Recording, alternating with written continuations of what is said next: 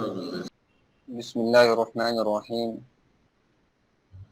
ومن خصائص الاقتصاد الإسلامي تحقيق التوازن بين مصلحة الفرد ومصلحة الجماعة، ويتعرف بهاتين المصلحتين طالما لم يكن ثمة تعارض بينهما أو كان التوفيق بينهما ممكنا. وأما إذا كان هناك تعارض بين مصلحة الفرد ومصلحة الجماعة تعذر تحقيق التوازن أو التوفيق بينهما، فإن الإسلام يقدم مصلحة الجماعة على مصلحة الفرد. ومن أدلة على ذلك ما روي عن ابن عباس رضی اللہ عنہ. تو ذکر چل رہا تھا کہ اسلامی نظام معیشت کے ارکان کیا ہیں، کون کون سے ہیں اور کتنے ارکان ہیں. تو اسلامی نظام معیشت کی بنیاد 3 ارکان پر ہے. پہلا رکن 2 طرح کی ملکیت کا تصور ہے، دوہری ملکیت کا تصور ہے، ایک انفرادی ملکیت اور ایک اجتماعی ملکیت، یا خاص ملکیت یا دوسرے الفاظ میں عام ملکیت. یہ 2 طرح کی ملکیتوں کا تصور ہے اسلامی نظام معیشت. تو جہاں تک ممکن ہو سکتا ہے تو دونوں طرح کی ملکیتوں پر عمل کرنے کی کوشش کی جاتی ہے. لیکن اگر کہیں دونوں ملکیتوں میں اگر تعارض ہوتا ہے تو ایسی صورت میں جو اجتماعی ملکیت ہے اس کو انفرادی ملکیت پر ترجیح دی جاتی ہے. تو دیکھیے کہتے ہیں فمن خصائص الاقتصاد الاسلامی، اسلامی نظام معیشت کی خصوصیات میں سے ہے کیا ہے؟ تحقیق التوازن بین مصلحت الفرد و مصلحت الجماعہ. تو فرد کی مصلحت اور اس کے فائدے اور جماعت کی مصلحت اور اس کے فائدے کے درمیان توازن کو قائم رکھنا، توازن کو برقرار رکھنا، یہ اسلامی نظام معیشت کی خصوصیات میں سے ہے. یعنی ہر ایک پر جہاں تک ممکن ہو سکے عمل کیا جانا چاہیے. وَيَعْتَرِفُ بِهَاتَيْنِ الْمَصْلِحَتَيْنِ، اور اعتراف بہی کے معنی کسی چیز کو ماننا، تسلیم کرنا. اور اسلامی نظام معیشت کیا ہے؟ دونوں طرح کی مصلحتوں کا قائل ہے کہ دونوں طرح کی مصلحتوں پر عمل کیا جانا چاہیے. کب تک؟ طالما لم یکن ثمۃ تعارض بینہما، شرط یہ ہے کہ دونوں کے درمیان کوئی تعارض نہ ہو. تو اگر تعارض نہیں ہو رہا ہے، ٹکراؤ نہیں ہو رہا ہے دونوں مصلحتوں کے درمیان، تو دونوں کو برقرار رکھا جانا چاہیے، دونوں پر عمل کیا جانا چاہیے. یا کہتے ہیں او کان التوفیق بینہما ممکنا، یا دونوں مصلحتوں کے درمیان تطبیق دینا ممکن نہ ہو تو ایسی صورت میں اجتماعی مصلحت کو آگے بات آ رہی ہے، اس کو ترجیح دی جائے گی انفرادی مصلحت پر، انفرادی فائدے. کہتے ہیں اما اذا كان هناك تعارض بين مصلحة الفرد و مصلحة الجماعة، اور جب انفرادی مصلحت اور اجتماعی مصلحت کے درمیان تعارض ہو، اور ایسا تعارض ہو کہ تطبیق کی کوئی شکل ممکن نہ ہو، وتعذر تحقیق التوازن، اور دونوں کے درمیان توازن کو برقرار رکھنا مشکل ہو جائے، ناممکن ہو جائے، تعذرہ کے معنی دشوار ہونا، اب التوفیق بینہما، یا دونوں کے درمیان تطبیق دینا ناممکن ہو جائے، تو ایسی صورت میں کہتے ہیں فإن الاسلام يقدم مصلحة الجماعة على مصلحة الفرد. تو اسلام جماعت کی مصلحت کو فرد کی مصلحت پر مقدم کرتا ہے. یعنی ایسی شکل اختیار کرتا ہے جس میں زیادہ لوگوں کو فائدہ ہو. اگرچہ کسی ایک شخص کا نقصان ہو سکتا ہے، لیکن جہاں زیادہ لوگوں کا فائدہ ہو رہا ہے اس کو اسلام کیا کرتا ہے؟ اس کو ترجیح دیتا ہے. اور اس کے کچھ دلائل ہیں. ان دلائل میں سے ایک دلیل یہ ذکر کیے مؤلف نے، کہتے ہیں ما روی عن ابن عباس ان النبی صلی اللہ علیہ وسلم کا، جو حدیث اللہ کے رسول سے روایت کی ہے ابن عباس رضی اللہ تعالیٰ عنہ نے، کہتے ہیں اللہ کے رسول کا ارشاد ہے وَلَا يَبِيعُ حَاضِرٌ لِبَادٍ. وَلَا يَبِيعُ، آپ جانتے ہیں بَاع يَبِيعُ کے معنی بیچنے کے ہوتے ہیں. حاضر، حاضر کسے کہا جاتا ہے؟ شہری. ہاں جی، شہری سے مراد ہے آبادی میں رہنے والا شخص، چاہے وہ گاؤں ہو، قصبہ ہو، دیہات ہو، سب حاضر ہیں یہ. اور دوسرا لفظ یہ آیا ہے لبادن، بادی، بدا یبدو سے، بدا وطن سے، بادیا اس کو کہتے ہیں، بادی. تو بادی کسے کہتے ہیں؟ دیہات وغیرہ. اور دیہات نہیں ہے اس کا معنی. ہاں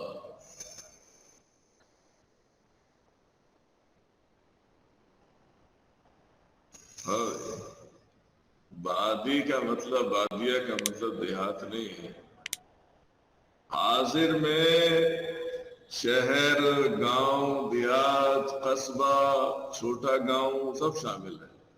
آبادی جن کا مستقل ٹھکانہ ہو. اور بادی یا بدو کہا جاتا ہے، بدوی کہا جاتا ہے کسے؟ جن کا کوئی خانہ بدوش. آج جن کا مستقل ٹھکانہ نہیں ہوتا ہے، منتقل ہوتے رہتے ہیں ایک جگہ سے دوسری جگہ، دوسری جگہ سے تیسری جگہ. جیسے بنجارہ لوگ. جی جی، ہمارے یہاں بھی کچھ لوگ ابھی ہیں شاید جو اسی طرح زندگی گزارتے ہیں کہ جن کا کوئی مستقل ٹھکانہ نہیں ہوتا. یہ وہ لوگ ہیں بادی لوگ. تو خانہ بدوش جنہیں کہا جاتا ہے، جو ہمیشہ ایک جگہ سے دوسری جگہ منتقل ہوتے رہتے. تو اللہ کے رسول نے فرمایا وَلَا يَبِيعُ حَاضِرٌ، جو شخص آبادی میں موجود ہے وہ شخص اس کے لیے خرید و فروخت نہ کرے جو مستقل ٹھکانہ نہیں رکھتا ہے. باہر سے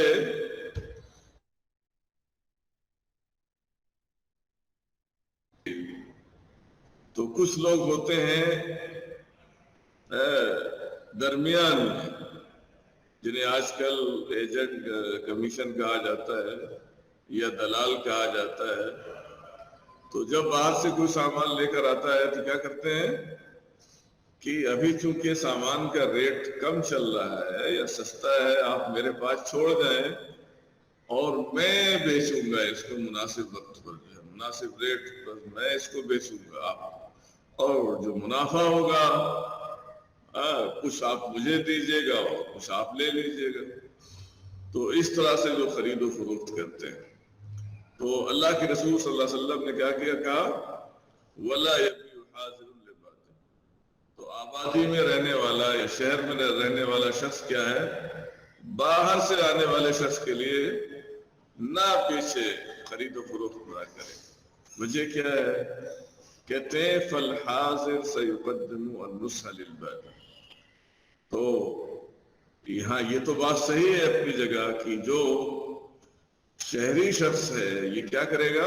سَيُقَدِّمُ النُّصْحَ لِلْبَادِ، یہ قریب باہر سے آنے والے کے لیے خیر خواہی پیش کرے گا کہ تمہیں اس طریقے سے کرنے سے زیادہ نفع ملے گا.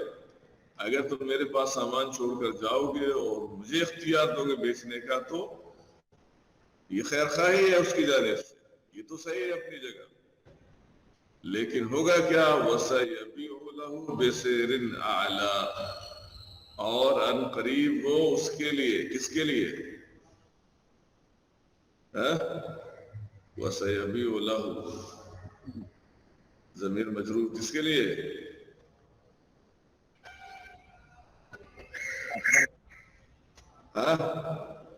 بادی کے لیے، بادی کے لیے. تو شہری شخص بادی کے لیے قریب بیچے گا کس ریٹ میں؟ بسعر اعلی، زیادہ ریٹ میں بیچے گا، اس سے زیادہ ریٹ میں بیچے گا. مما لو باع البادی نفسه، اگر باہر سے آنے والا شخص بذات خود بیچے تو بذات خود اگر بیچیں گے باہر سے آنے والے لوگ آبادی میں آ کر تو کم میں بیچیں گے، اور اگر درمیان میں کوئی شخص آئے گا تو ظاہر سی بات ہے وہ ریٹ بڑھا کے بیچے گا. یہ ہوگا. تو اس میں اس جو درمیان کا جو شخص ہے یہ بھی فائدہ حاصل کر رہا ہے. کہا کہ ثم ان الحاضر سيأخذ الاجرة على المبيع، اور اس کے بعد ہوگا یہ کہ جو شہری ہے یہ اجرت حاصل کرے گا سامان پر، اس کا سامان بیچے گا. کہا کہ میں نے بیچا ہے، مجھے اس کی اجرت چاہیے. تو ظاہر سی بات ہے دو لوگوں کا فائدہ اس میں شامل ہو جائے گا. ایک تو جس کا سامان ہے اس کو فائدہ چاہیے، اور دوسرے جو بیچ رہا ہے اس کو بھی فائدہ چاہیے. تو اس کی وجہ سے سامان کا ریٹ بڑھے گا کہ نہیں بڑھے گا؟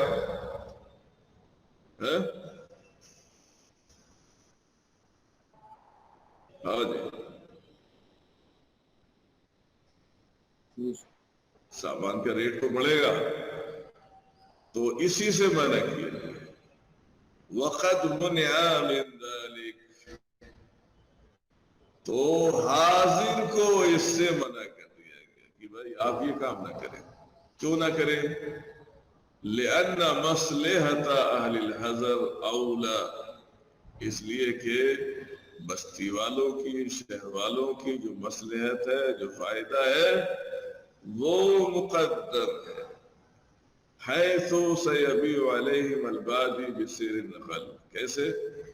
اس لیے کہ سیبیع علیہم البادی، تو باہر سے آنے والا شخص شہریوں سے اگر براہ راست معاملہ کرے گا اور بیچے گا تو اس سے کم ریٹ میں بیچے گا.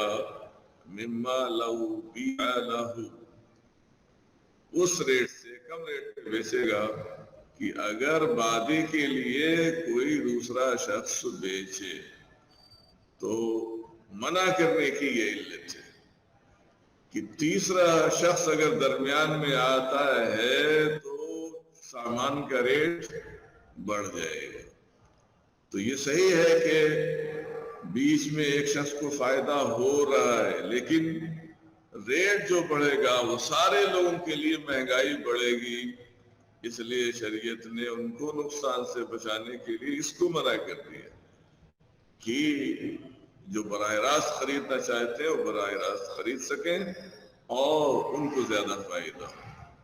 تو یہ کیا ہے شریعت نے کہ انفرادی فائدے پر جماعت کے یا اجتماعی فائدے کو مقدم رکھا ہے.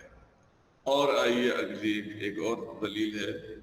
وَمِنَ الْأَدِلَّةِ أَيْضًا قَوْلُهُ صلی اللہ علیہ وسلم، اور یہ کہ جب انفرادی اور اجتماعی مصلحت کے درمیان ٹکراؤ ہو تو ایسی صورت میں اسلام اجتماعی مصلحت کو مقدم کرتا ہے. اس کے دلائل میں سے ایک دلیل جابر رضی اللہ تعالیٰ عنہ کی حدیث ہے. کیا ہے؟ کہتے ہیں لا تلقوا الرکبان، قافلے والوں سے ملاقات نہ کرو. اللہ کے رسول نے فرمایا لا تلقوا الرکبان. رکبان رکب کی جمع یا اس میں جمع ہے، تو رکب کہا جاتا ہے تجارتی قافلہ.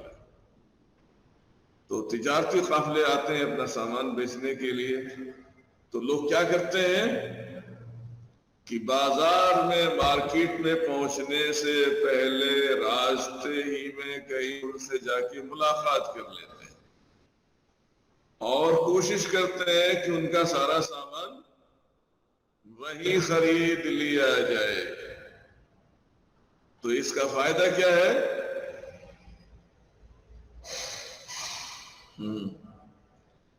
تو جو خرید رہا ہے اس کو فائدہ ہوگا، اس لیے کہ جو سامان لے کر آ رہے ہیں ان کو ابھی مارکیٹ کا ریٹ پتہ نہیں ہے، معلوم نہیں ہے کس ریٹ میں بکے گا کس میں نہیں بکے گا، اور اس شخص کو معلوم ہے مارکیٹ کی حالت، تو یہ شخص پہلے سے جا کے ان سے مل لیتا ہے، خرید لیتا ہے۔ لیکن اللہ کے رسول صلی اللہ علیہ وسلم نے ایسے لوگوں کو منع فرمایا کہ ایسا نہ کریں۔ کیوں نہ کریں؟ وجہ کیا ہے؟ کہتے ہیں فالمتلقی سیشتری بسعر اقل، تو جو مارکیٹ سے پہلے جا کر تاجروں سے مل لیتا ہے تو وہ کیا کرے گا؟ سیشتری بسعر اقل، کم ریٹ میں خریدے گا، وسیبیع بربح، اور ان قریب فائدے کے ساتھ وہ بیچے گا، زیادہ منافع کمانا چاہتا ہے۔ وہو فرد، یہ ایک شخص ہے، تو اس طریقے سے ایک شخص کو تو فائدہ ہوگا، لیکن کہتے ہیں کہ باقی جو لوگ ہیں ان کو نقصان ہوگا، جماعت کو نقصان ہوگا۔ وہو فرد، ایک فرد ہے۔ فمنع من ذلک، لہذا اس کو اس چیز سے منع کر دیا گیا کہ آپ بازار سے پہلے جا کر تاجروں سے سامان نہ خریدیں۔ کیوں؟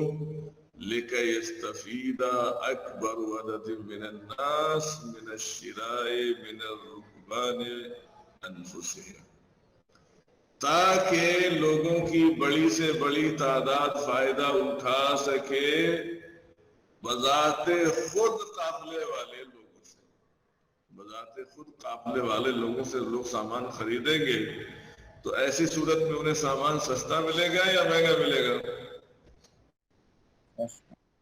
سستا ملے گا، بذات خود خریدیں گے، تو اس لیے منع کر دیا گیا۔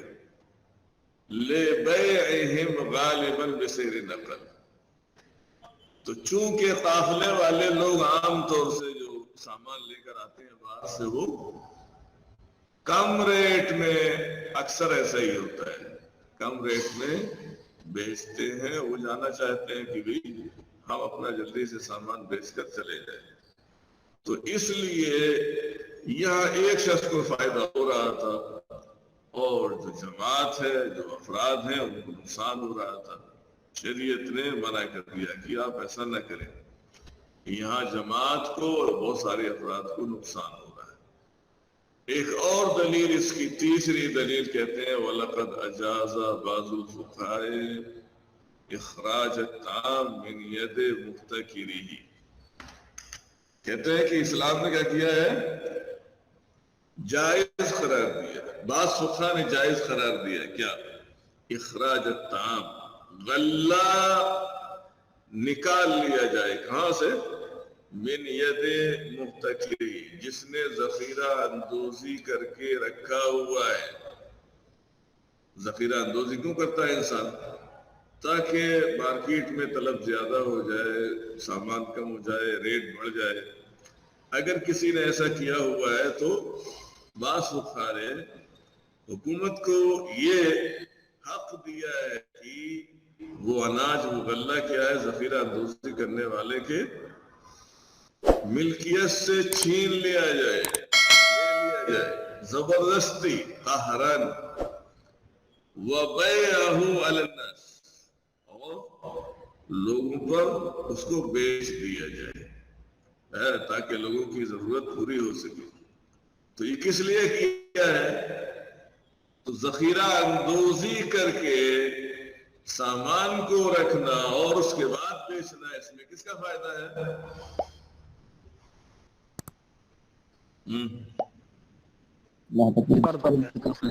ہاں، ایک فرد کا فائدہ ہے، ایک شخص کا فائدہ ہے، لیکن لوگوں کی ایک پوری جماعت کو نقصان ہو رہا ہے، اس سے نقصان ہے۔ اس لیے ایسا کرنا، زور زبردستی کرنا ایسے لوگوں کے ساتھ شریعت نے اس کو جائز، بعض نے اس کو جائز قرار دیا۔ تو ان تینوں دلیلوں سے کیا بات معلوم ہوئی؟ کہ وَهَكَذَا نَرَى الْإِسْلَامُ يُقَدِّمُ مَصْلِحَةَ الْجَمَاعَةِ عَلَى مَصْلِحَةِ الْفَرْدِ، تو اس طریقے سے یہ بات معلوم ہوئی، ہم یہ دیکھتے ہیں کہ اسلام اجتماعی مصلحت کو، جماعت کے فائدے کو ایک فرد کی مصلحت اور اس کے فائدے پر مقدم کرتا ہے. کب؟ لیکن کہا کہ اذا كانت تلك الملکیۃ ستلحق و تعول بضرر الناس، اگر وہ ملکیت کیا ہے لوگوں کو نقصان پہنچا رہے ہے، او تعول بضرر الناس، یا یہ کہ اس کا انجام، اس کا نتیجہ لوگوں پر نقصان کے ساتھ لوٹے گا، تو ایسی صورت میں کیا ہے اسلام نے اجتماعی مصلحت کو یا جماعت مصلحت کو ایک فرد کی مصلحت اور اس کے فائدے پر مقدم کیا ہے. تو یہ تو مسئلہ تھا کہ اسلام میں دو طرح کی ملکیت کا تصور ہے. دوسرا رکن ہے اسلامی نظام معیشت کا الحریت الاقتصادیت المقیدۃ. تو کیا ہے حریت؟ آپ جانتے ہیں آزادی کو کہا جاتا ہے الحریہ الاقتصادیہ.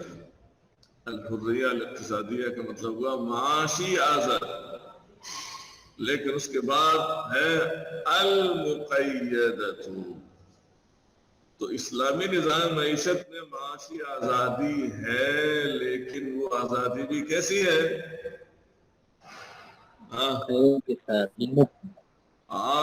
قید کے ساتھ آزادی، یا محدود ہے، اس کی حد مقرر ہے آزادی.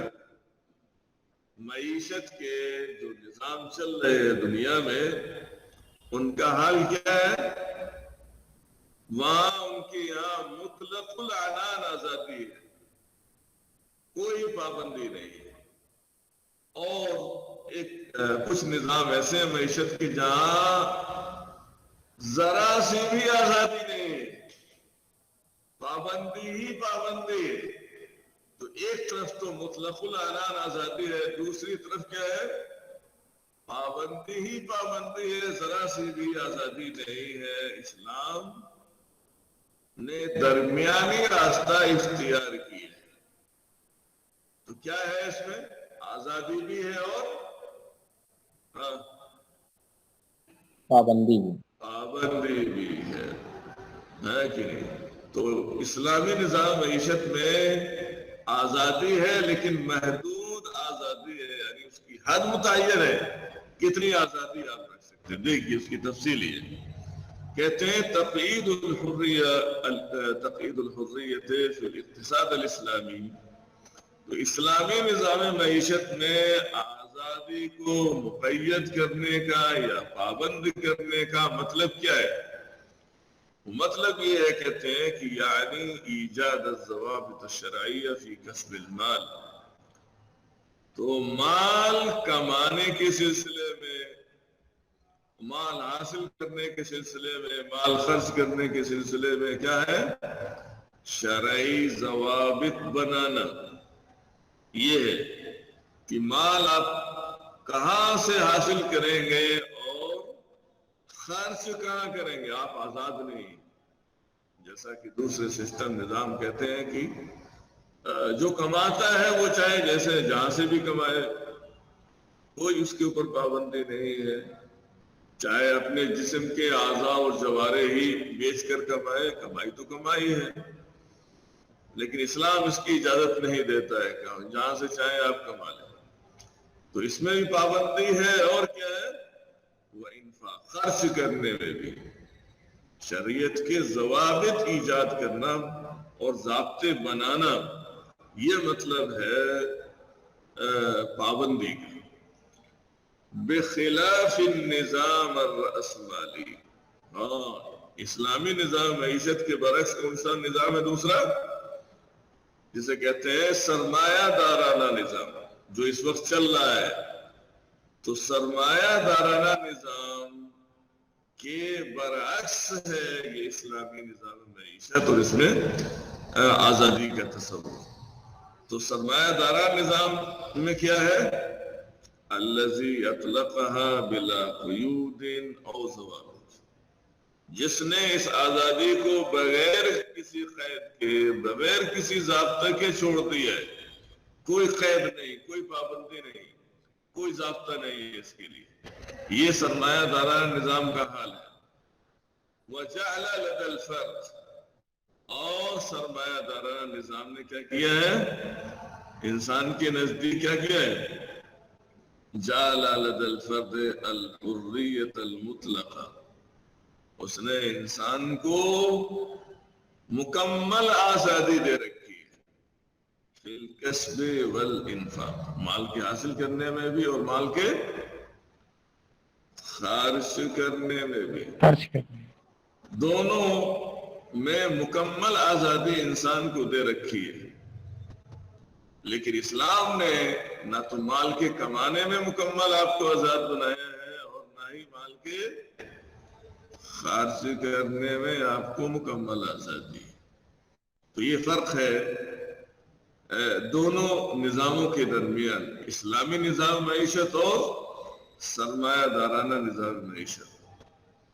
اور اس کے برعکس ایک تیسرا نظام ہے، وہ کیا ہے؟ وہ اشتراکی نظام معیشت کہتے ہیں، وہ بخلاف النظام الاشتراکی۔ تو اشتراکی نظام معیشت کے برعکس اسلام اشتراکی نظام معیشت کے بھی خلاف ہے۔ تو اشتراکی نظام معیشت میں کیا پریشانی ہے؟ کہتے ہیں الذی صادر تلک الحریۃ۔ ہاں جی، صادرہ، یہ صادروں کے معنی ہوتے ہیں، ہاں جی سنا ہے کہ نہیں کبھی؟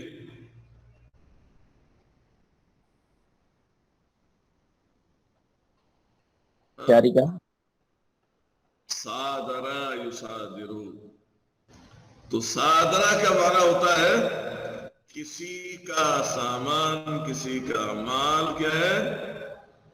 اپنے قبضے میں کر لینا، ضبط کر لینا جس کو کہا جاتا ہے۔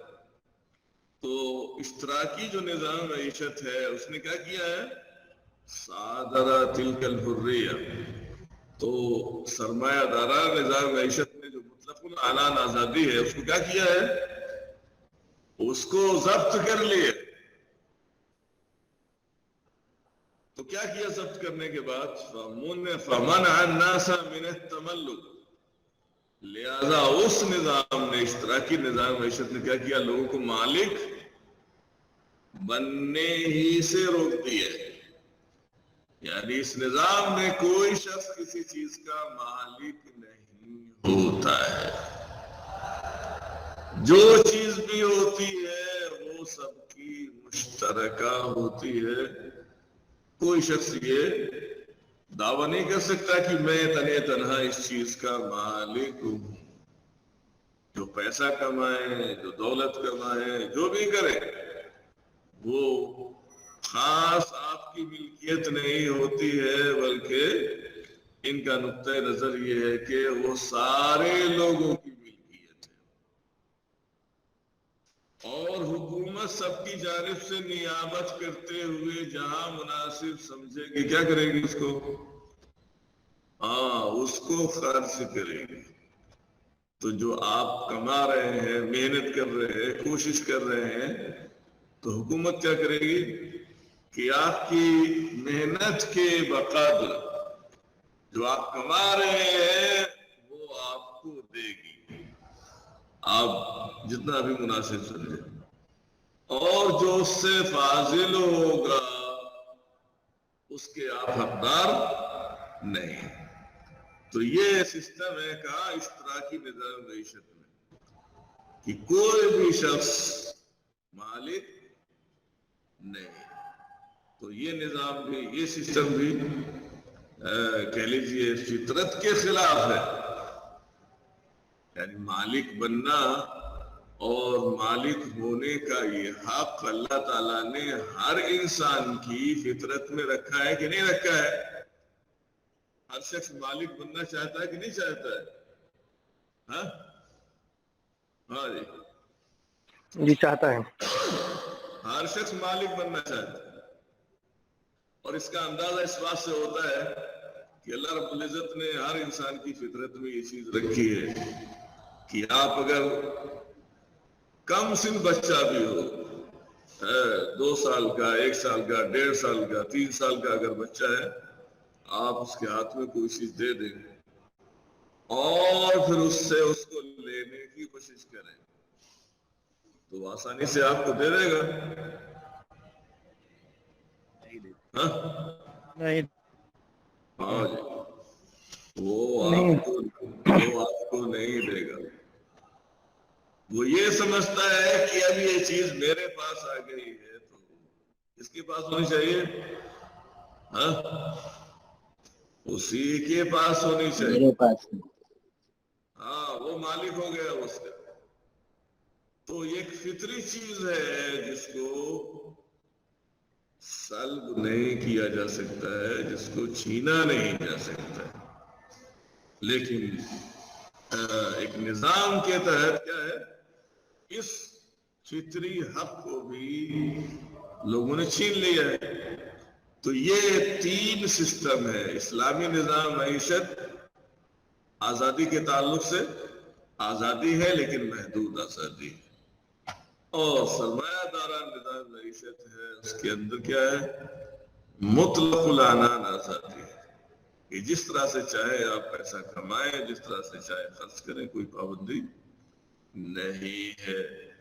اور تیسرا نظام ہے دنیا کے اندر، وہ اشتراکی نظام معیشت ہے جو ابھی بھی کہیں کہیں چل رہا ہے. چائنا میں ابھی بھی اس پر عمل ہو رہا ہے، جس نے حق ملکیت کو یا ملکیت کی آزادی کو کیا کر لیا ہے، سلب کر لیا ہے، ضبط کر لیا ہے اس کو کہ کوئی بھی شخص مالک نہیں بن سکتا ہے.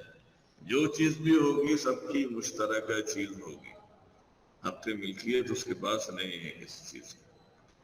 تو آپ سے پوچھا جا سکتا ہے کہ تینوں نظاموں میں کیا فرق ہے اس تعلق سے، اسلامی نظام معیشت کا کیا نقطہ نظر ہے، سرمایہ دارانہ نظام معیشت کا کیا نقطہ نظر ہے، اور اشتراکی نظام معیشت کا کیا نقطہ نظر ہے. یہ فرق ہے. ہاں جی، تو دیکھیے یہ تو موازنہ ہو گیا تینوں نظام کے درمیان.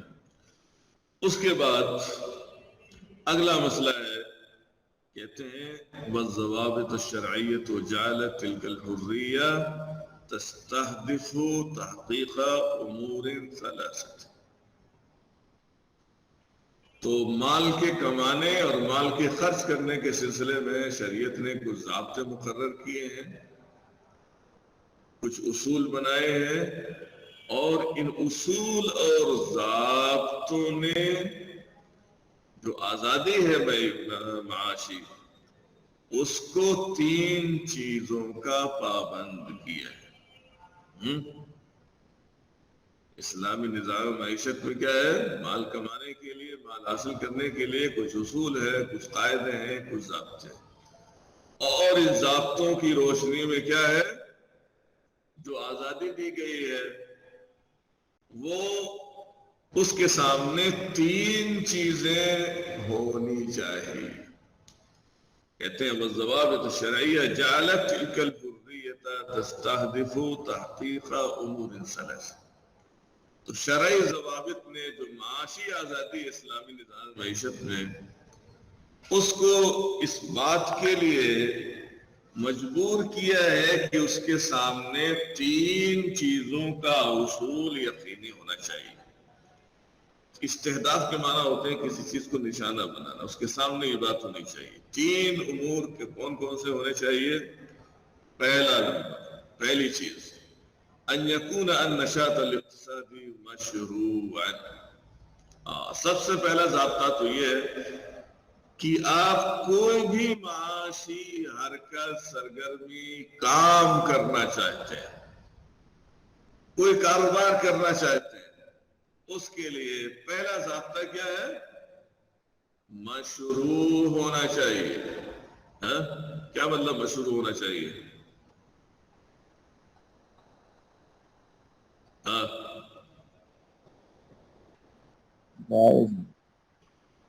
شریعت کی نگاہ میں، شریعت کے مطابق ہونا چاہیے، شریعت کی نگاہ میں جائز ہونا چاہیے. جو بھی کام آپ کرنے جا رہے ہیں، جہاں سے آپ کو پیسہ ملے گا، آپ کمائیں گے، تو سب سے پہلی شرط یہ ہے کہ آپ کا وہ عمل، وہ کام جائز ہونا چاہیے، شریعت کے دائرے میں ہونا چاہیے. وَمُتَّفَقًا مَعَ مبدأ، شریعت کا اصول ہے، ضابطہ ہے حلال اور حرام کا اس کے مطابق ہونا چاہیے. تو آپ کو یہ دیکھنا ہے کہ یہ کاروبار حلال ہے یا حرام ہے. حلال ہے تو جائز ٹھیک ہے کر سکتے ہیں، لیکن حرام ہے تو نہیں کر سکتے. اور کیا ہے والقیم الاخلاقیہ، اور جو اخلاقی اقدار ہے ان کے مطابق ہونا چاہیے. آپ کا جو کاروبار ہے وہ اخلاقی اقدار، اس سے پہلے اس سلسلے میں لمبی بحث گزر چکی ہے کہ اخلاقی اقدار کس طریقے سے معاشی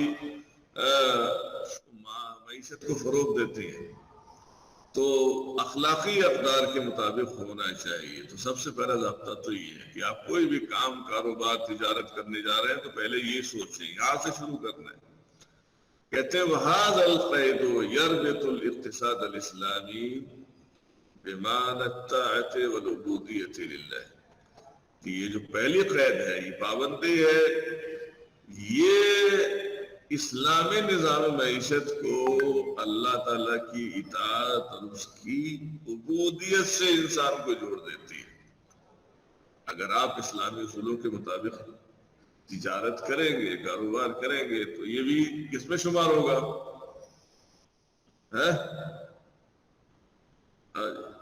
عبادت. ہاں جی، کاروبار تو ہے ہی آپ کا، تجارت تو ہے ہی آپ کی، لیکن یہ عبادت اللہ کی اطاعت میں شمار ہوگا. اگر آپ شریعت کے مطابق کاروبار کریں گے تو یہ اللہ رب العزت کی عبادت اور اس کی اطاعت میں شمار کیا جائے گا. تو اس طریقے سے کہا کہ حتی تکون افعال الناس واعمالهم اليومية عبادۃ للہ. تو یہ ضابطہ اس لیے مقرر کیا گیا ہے تاکہ لوگوں کے افعال اور ان کے سارے اعمال جو روزانہ وہ انجام دیتے ہیں وہ اللہ کی عبادت میں شمار کیے جا سکیں. تو ایک طرف تو آپ کاروبار کر رہے ہیں، تجارت کر رہے ہیں، دوسری طرف آپ کی یہ تجارت، یہ کاروبار عبادت میں لکھی جا رہی ہے، عبادت ہو رہی ہے آپ کی طرف سے. تو یہ فائدہ ہے اس ضابطے کا. اس کے بعد کہتے ہیں وَدَائِرَةُ الْحَلَالِ هِيَ الْأَوْسَعُ وَالْأَرْحَبُ. کہتے ہیں حلال کا جو دائرہ ہے وہ کیا ہے؟ یہی سب سے زیادہ وسیع رکھا ہے شریعت نے، سب سے زیادہ کشادہ ہے. اوسع کے معنی زیادہ وسیع، ارحب کے معنی بھی زیادہ کشادہ. کیوں؟ اذ الاصل فی الامور الاباحہ، اس لیے کہ معاملات میں قاعدہ کیا ہے؟ قاعدہ یہ ہے کہ مباح ہے وہ چیز. تو جو چیزیں مباح ہیں ان کا دائرہ بہت وسیع ہے. اما دائرہ حرام فضیقت، اور جہاں تک حرام کے دائرے کی بات ہے تو اس کا دائرہ تنگ رکھا ہے شریعت. وَلِذَا لَمْ يَنُصَّ الْإِسْلَامُ عَلَىٰ أَنْوَاعِ الْكَسْبِ الْمَشْرُوعِ. اور یہی وجہ ہے کہ اسلام نے جائز کمائی کی جو انواع و اقسام ہیں ان کی نشاندہی نہیں کی ہے. نشاندہی کس کی ہے؟ انما نص علی المحرم منہ. تو اسلام نے ان معاملات کی نشاندہی کی ہے جو حرام ہیں. حرام چیزوں کی تعداد کم ہے حلال چیزوں کے مقابلے. وجاہز التحریم دفعا لضرر. اور اگر کچھ چیزیں شریعت نے حرام قرار دی ہے تو حرام قرار دینے کی حکمت کیا ہے، فائدہ کیا ہے؟ دفعا لضرر، لوگوں کو کسی نقصان سے بچانے کے لیے. او درءا لظلم، یا ظلم کو دور کرنے کے لیے. او وقایتا من مفسدت، یا کسی خرابی سے بچانے کے لیے. وقایت کی منع بچانا. او حمایتا من مضرت، یا کسی ضرر سے بچانے کے لیے. اگر شریعت نے کچھ چیزوں کو حرام قرار دیا ہے تو اس کے پیچھے کوئی نہ کوئی انسانوں کا فائدہ ضرور ہے. یہ الگ بات ہے کہ ہماری سمجھ میں وہ حکمت و فلسفہ نہ آئے، ہاں، لیکن اللہ رب العزت نے کوئی نہ کوئی مصلحت، کوئی نہ کوئی فائدہ اس کے پیچھے ضرور رکھا ہوا ہے۔ ہاں جی، گھٹی گھٹائے ختم۔